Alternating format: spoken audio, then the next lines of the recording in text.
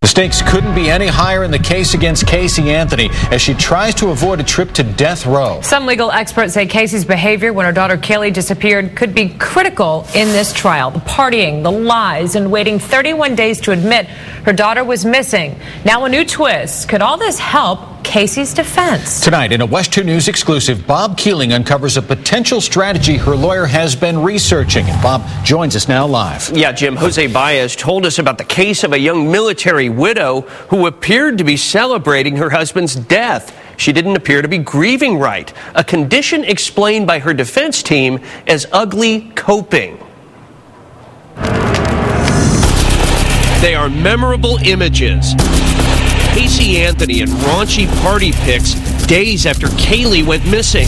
Surveillance images buying beer and bras with money investigators say she stole. So how does Casey explain her lack of concern or remorse for her daughter's disappearance? I've said numerous times she has a very compelling reason for her actions. In our exclusive interview, Jose Baez again and again ducked the opportunity to be specific. As much as I'd love to say it, that's as much as I can say right now. But Baez did refer us to this case. I told him that I loved him, and I hugged him, and I took his wedding ring off. In 2002, Cynthia Summer lost her husband, Todd, a healthy U.S. Marine stationed in San Diego. He was originally evaluated to have died by natural causes, a sudden cardiac arrest, an arrhythmia in the heart.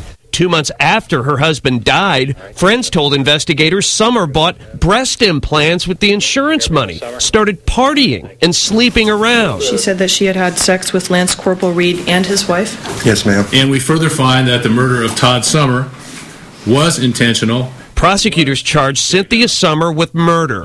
Her attorney argued that Summer's apparent lack of remorse was a condition known as ugly coping, a phrase coined by a Columbia University behaviorist to describe people who appear to grieve abnormally or not at all. She lost her emotional compass, and she went off the deep end.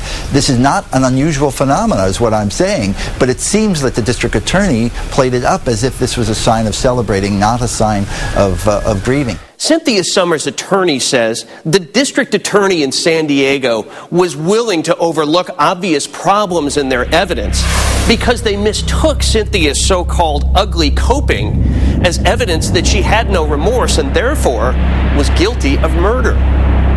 Summer's attorney finally proved that her husband's death was not motivated by her greed, not even the result of a crime. After 2 years of languishing in jail, Cynthia Summer went free. I'm still in shock. I really cannot believe that I'm standing outside of the jail right now. What's the bottom line of all of this? That you cannot allow lifestyle, the circumstances of lifestyle, to be a powerful component of any prosecution. The stakes are just too high. Now the question is, will Jose Baez use Cynthia Summer, the case he told us about, to help him in the case against Casey? Can this notion of ugly coping be applied to Casey's partying, lying, and apparent disinterest over the loss of little Kaylee? So, Bob, the big question here, by steering you to this case, is Jose Baez tipping his hand? Well, Jim and Martha, we talked to a local defense attorney today who says that indeed he may have, and to make this strategy work, he says Casey herself will have to testify, and we'll tell you why coming up all new at 6 o'clock. All right, Bob, thanks a lot. You bet.